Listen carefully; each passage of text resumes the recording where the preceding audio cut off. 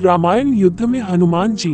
रामायण के सुंदरकांड में हनुमान जी के साहस और देवाधीन कर्म का वर्णन किया गया है। हनुमान जी की भेंट राम जी से उनके वनवास के समय तब हुई जब राम जी अपने भ्राता लक्ष्मण के साथ अपनी पत्नी सीता की खोज कर रहे थे। सीता माता को लंकापति रावण छल से हरण करके ले गया था। सीता जी को खोजते हुए दोनों भ्राता ऋषिमुख पर्वत के समीप पहुंच गए, जहां सुग्रीव अपने अनुयायियों के साथ अपने ज्येष्ठ भ्राता बाली से छिपकर रहते थे। वानर राज बाली ने अपने छोटे भ्राता सुग्रीव को एक गंभीर मिथ्याबोध के चलते अपने साम्राज्य से बाहर निकाल दिया था और वो किसी भी तरह से सुग्रीव के तर्क को सुनने के लिए तैयार नहीं था।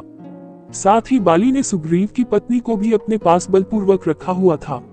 राम और लक्ष्मण को आता देख सुग्रीव ने हनुमान को उनका परिचय जानने के लिए भेजा। हनुमान जी एक ब्राह्मण के वेश में उनके समीप गए। हनुमान जी के मुख से प्रथम शब्द सुनते ही श्री राम ने लक्ष्मण से कहा कि कोई भी बिना वेद पुराण को जाने ऐसा नहीं बोल सकता जैसा इस ब्राह्मण ने बोला। राम जी को उस ब्राह्मण के मुख, नेत्र, माथा, भौं या अन्य किसी भी शारीरिक संरचना से कुछ भी मिथ्या प्रतीत नहीं हुआ। राम जी ने लक्ष्मण से कहा कि इस ब्राह्मण के मंत्र मुग्ध उच्चारण को सुनके तो शत्रु भी अस्त्र त्याग देगा। उन्होंने ब्राह्मण की ओर प्रशंसा करते हुए कहा कि वो नरेश राजा निसंकोच ही सफल होगा जिसके पास ऐसा गुप्तचर होगा। श्री राम के मुख से इन सब बातों को सुनकर हनुमान जी ने अपना वास्तविक रूप धारण किया और श्री राम के चरणों में नतमस्तक हो गए। श्री राम ने उन्हें उठाकर अपने हृदय से लगा लिया। उसी दिन एक भक्त और भगवान का हनुमान जी और प्रभु राम के रूप में अटूट और अनश्वर मिलन हुआ। तत्पश्चात हनुमान ने श्री राम और सुग्रीव की मित्रता करवाई। इसके पश्चात ही श्री राम ने बाली को मारकर सुग्रीव को उनका सम्मान और गौरव वापस दिलाया और लंका युद्ध में सुग्रीव ने अपनी वानर सेना के साथ श्री राम का सहयोग दिया। सीता माता की खोज में वानरों का एक दल दक्षिण तट पे पहुंच गया, मगर इतने विशाल सागर को लांघने का साहस किसी में भी नहीं था। स्वयं हनुमान जी भी बहुत चिंतित थे कि कैसे इस समस्या का समाधान निकाला जाए। उसी समय जामवंत और बाकी अन्य वानरों ने हनुमान जी को उनकी अद्भुत शक्तियों का स्मरण कराया।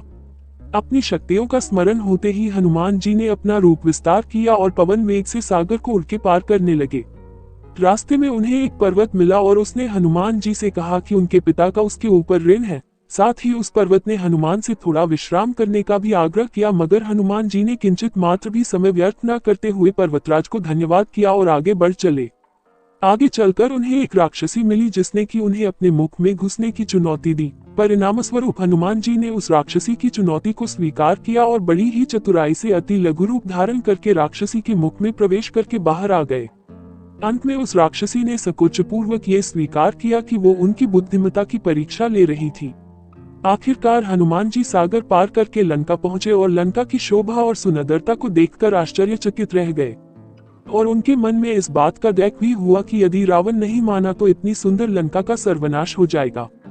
तत्पश्चात हनुमान ने अशोक वाटिका में सीता जी को देखा और उनको अपना परिचय बताया। साथ ही उन्होंने माता सीता को सांत्वना दी और साथ ही वापस प्रभु श्री राम के पास साथ चलने का आग्रह भी किया, मगर माता सीता ने ये कहकर अस्वीकार कर दिया कि ऐसा होने पर श्री राम के पुरुषार्थ को ठेस पहुंचेगी। हनुमान जी ने माता सीता को प्रभु श्री राम के संदेश का ऐसे वर्णन किया जैसे कोई महान ज्ञानी लोगों को ईश्वर की महानता के बारे में बताता है।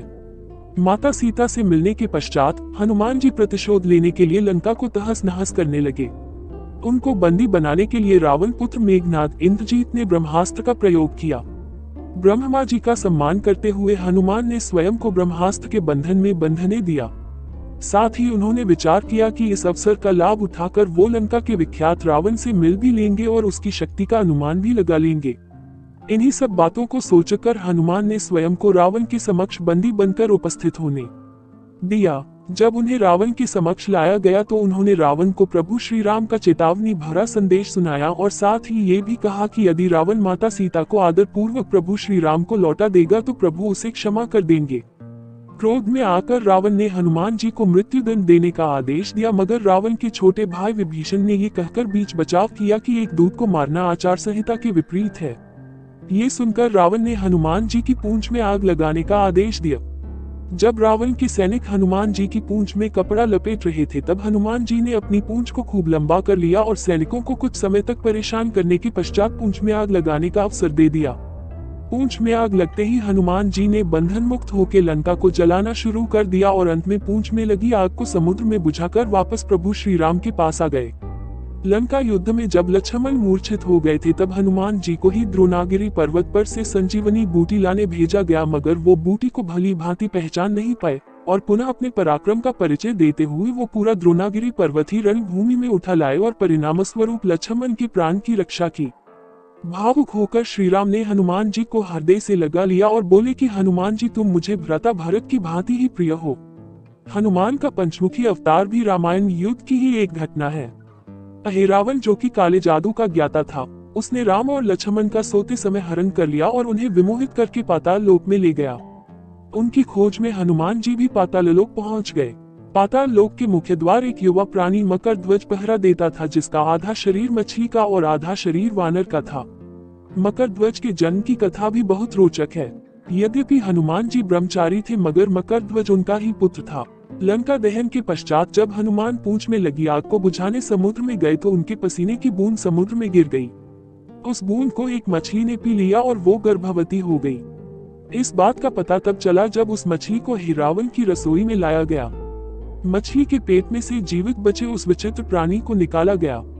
अहिरावण ने उसे पालकर बड़ा किया और उसे पातालपुरी के द्वार का रक्षक बना दिया।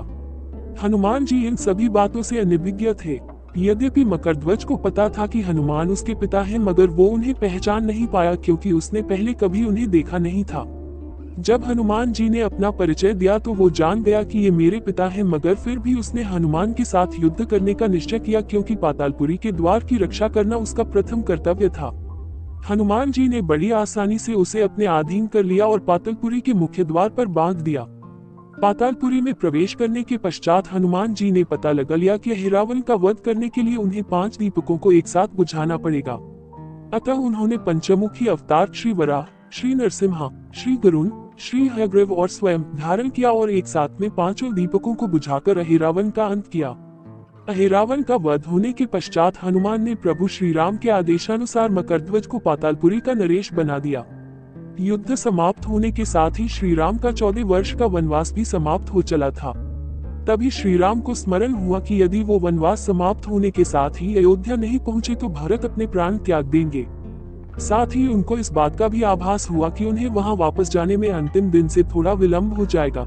इस बात को सोचकर श्री राम चिंतित थे, मगर हनुमान जी ने अयोध्या जाकर श्री राम के आने की जानकारी दी और भरत के प्राण बचाकर श्री राम को चिंता मुक्त किया। अयोध्या में राज्याभिषेक होने के बाद प्रभु श्री राम ने उन सभी को सम्मानित करने का निर्णय लिया जिन्होंने लंका युद्ध में रावण को पराजित करने में उनकी सहायता की थी। उनकी सभा में एक भव्य समारोह का आयोजन किया गया जिसमें पूरी वानर सेना को उपहार देकर सम्मानित किया गया। हनुमान जी को भी उपहार लेने के लिए बुलाया गया। हनुमान मंच पर गए, मगर उन्हें उपहार की कोई जिज्ञासा नहीं थी। हनुमान जी को ऊपर आता देखकर भावना से अभिप्लुत श्री राम ने उन्हें गले लगा लिया और कहा कि हनुमान ने अपनी निश्चल सेवा और पराक्रम से जो योगदान दिया है उसके बदले में ऐसा कोई उपहार नहीं है जो उनको दिया जा सके।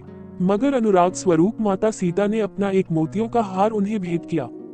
उपहार लेने के उपरांत हनुमान जी माला के एक एक मोती को तोड़कर देखने लगे। ये देखकर सभा में उपस्थित सदस्यों ने उनसे इसका कारण पूछा तो हनुमान ने कहा कि वो ये देख रहे हैं मोतियों के अंदर उनके प्रभु श्री राम और माता सीता हैं कि नहीं, क्योंकि यदि वो इनमें नहीं है तो इस हार का उनके लिए कोई मूल्य नहीं है। ये सुनकर कुछ लोगों ने कहा कि हनुमान जी के मन में प्रभु श्री राम और माता सीता के लिए उतना प्रेम नहीं है जितना कि उन्हें लगता है। इतना सुनते ही हनुमान ने अपनी छाती चीर के लोगों को दिखाए और सभी ये देखकर स्तब्ध रह गए कि वास्तव में उनके हृदय में प्रभु श्री राम और माता सीता की छवि विद्यमान थी। इसी तरह कथाएं सुनने के लिए प्लीज मेरे चैनल को लाइक कीजिए और सब्सक्राइब